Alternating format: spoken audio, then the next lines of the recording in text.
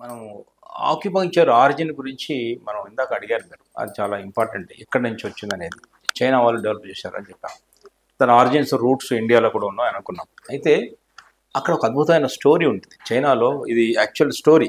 ఇది acupuncture history మాకు నేర్పించినప్పుడు ఈ ఎలా వచ్చింది, అక్కడ ఎలా ఆవిర్భవించింది అనేది చెప్తారు. దానికి ఇది ఒక కథ. కథ కాదు, ఇది ఒక నిజంగా జరిగిందని చెప్తారు.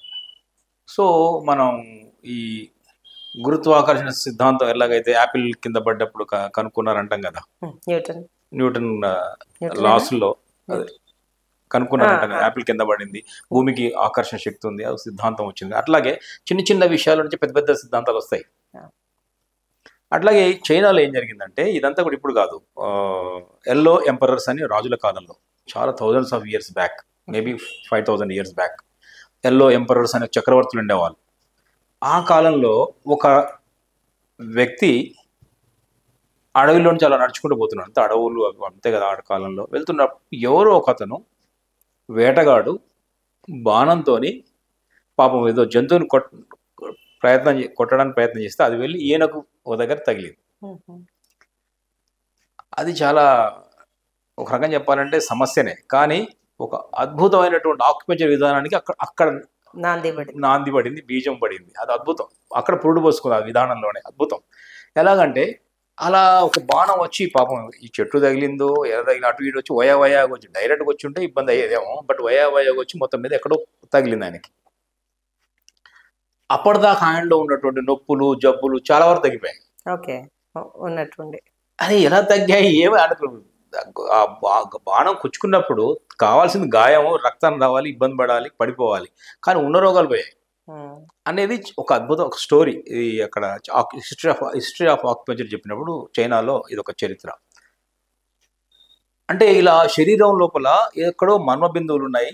అక్కడ మనం ప్రేరేపితం చేసినప్పుడు ఇట్లా కూర్చున్నప్పుడు పైన ఏదో జరుగుతుంది అద్భుతాలు అనేది ఒక ఆలోచన వాళ్ళకు వచ్చింది. అది ఇంత అద్భుతమైన పెద్ద వైద్య విధానానికి ఒక దారులు తెరిచింది అనేది చెప్తారు. మన ఇండియాలో కూడా ఇందాక అనుకున్నాం, కట్టు, మన బొట్టు, ముక్కు కొట్టిన, చెవులు కొట్టు, ఇట్లాంటి సాంప్రదాయాలు కూడా కొన్ని సంవత్సరాల నుంచే ఉన్నాయి. అలాగే పంచభూత క్షేత్రాలు కూడా ఉన్నాయి. అందువల్ల ఇక్కడ అక్కడ మనకు అక్కడ లిటరేచర్ డెవలప్ అయింది. ఇక్కడ దీని యొక్క మూలాలు ఉన్నాయనేది మనం చెప్తుంటాం. ప్రాక్టికల్గా మన వాళ్ళు ఒక లైఫ్ స్టైల్లోనే ముక్కు కుట్టాలి, చెవులు కొట్టాలి. మరి ఎందుకు ముక్కు కుట్టాలి, ఇక్కడ కుడతారు, అన్ని చోట్ల చేస్తారు, బట్ ఇక్కడ కూడా అంటే ఇది యాక్చువల్గా ఆరిక్యులర్ థెరపీ అని ఇంకోటి ఉంది. దీంట్లో అన్ని పాయింట్స్ ఉంటాయి. సో అందువల్ల ఏ పాయింట్ అనేది వాళ్ళకి తెలుసు, ఎక్కడ ఆ పాయింట్ నీడిల్ని మనం ప్రిక్ చేయడం ద్వారా ఏం జరుగుతుంది అనేది. ఇంకొకటి ఏంటంటే, ఈ మధ్య కాలంలో వస్తున్నటువంటి ఒక పెద్ద సమస్య ఆటిజం. ఆటిజం అనే పిల్లల్లో ఒక పిల్లల సమస్య చాలా ఫారిన్లో ఉంది, విదేశాల్లో ఉంది. ఇప్పుడు మన ఇండియాలో కూడా చాలా ఫాస్ట్గా వచ్చినటువంటి ఒక రుగ్మత. హైపర్ యాక్టివ్గా ఉంటారు, కాన్సెంట్ ఫోకస్ ఉండదు, కళ్ళల్లో పెట్టి కళ్ళు చూడలేరు, చాలా యాక్టివ్గా ఉంటారు. ఈ సమస్యకి ఏంటంటే మన వాళ్ళు ఈ మానసిక సమస్యకు మన వాళ్ళు ఒకప్పుడు స్కూల్లో చదువుకోకపోతే గుంజీలు తీయమని గుర్తుందా మీకు? సిటప్స్ ఇలా పెట్టి గుంజీలు తీయించారు.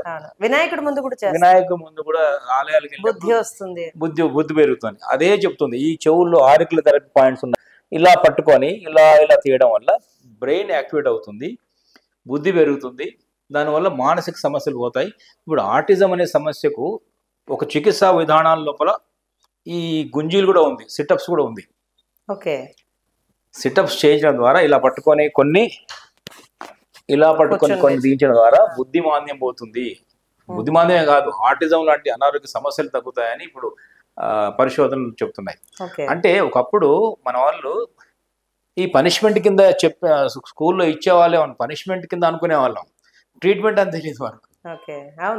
అలాగే చెవులు పిండేవాళ్ళు, గుర్తుందా మీకు? పిండేవాళ్ళు.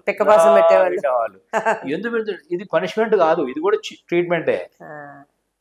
ఆ బుద్ధిమాంద్యాన్ని తగ్గించి బ్రెయిన్ యాక్టివ్ చేశారు. తర్వాత గోడ కుర్చీలు వేయించేవాళ్ళు. తర్వాత తల కిందికి కాలు పైకి శీర్షాసనం వేయించేవాళ్ళు. శీర్షాసనం వేయించడం వల్ల ఏమవుతుంది, బ్రెయిన్ లోనికి ఎక్కువ బ్లడ్ సర్క్యులేట్ అయ్యి ఇక్కడ Active యాక్టివ్ అవుతుంది. అది చదువు వస్తుంది కదా, మార్కులు పెరుగుతాయి కదా. ఇది కొంచెం అనాగరికంగా కనిపించినా కూడా అదొక ట్రీట్మెంట్ సిస్టంలోనే చేసినట్టు మనకు తెలుస్తుంది. ఇవన్నీ కూడా మనం ఈ హిస్టరీ ఆఫ్ ఆక్యుపెంచర్లో కొన్ని ముఖ్యమైన అంశాలు చెప్పుకోవాల్సినవి.